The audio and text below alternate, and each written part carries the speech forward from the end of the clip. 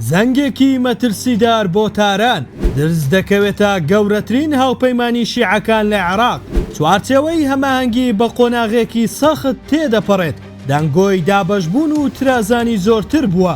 ئەمەش وەک تەحەدایەکی گەورە بۆ کۆماری ئیسلامی ئێران دەبیندرێت، چونکە ئەم هاوپەیمانیە لە سەرەتای دامەزراندنیەوە وەک چەترە سیاسیە سەرەکیەکەی هێزە شیعەکانی نزیک لە تاران لە عێراقدا دەبیندرا.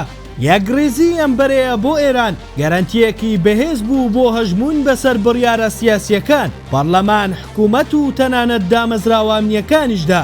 سەرچاوە ئاگادارەکان بە کەناڵی حورڕێیان ڕاگەیاندووە ئەو ناکۆکیانەی پێشتر لە پشت دەرگا داخراوەکاندا بەڕێوە دەبران دوای پێکێنانی حکوومەت تەقینەوە و بوونەتە دابەشبوونێکی ڕوون لە ناو ئەم هاوپەیمانیە.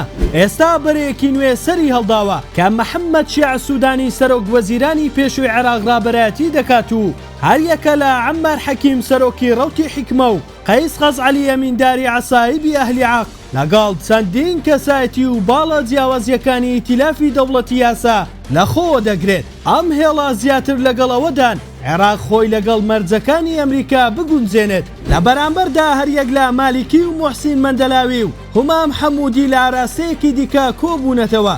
بەوە ناسراون کە زیاتر لە ئێران و گروپە میلیشیاکان نزیکن پێیان وایە نابێت هیچ مەرجێکی ئەمریکا قبول بکەن. ئەم لێکترازانەی چوارچێوەی هەماهەنگی تاران دەخاتە بەردەم تاقیکردنەوەیەکی سەخت بۆ پاراستنی کاریگەریەکانی لە بەغدا لە کاتێکدا ئەمریکا بەچڕی لە هەوڵی دابڕاندنی لایەنەکانی شیعەیە لە هەژموونی تاران.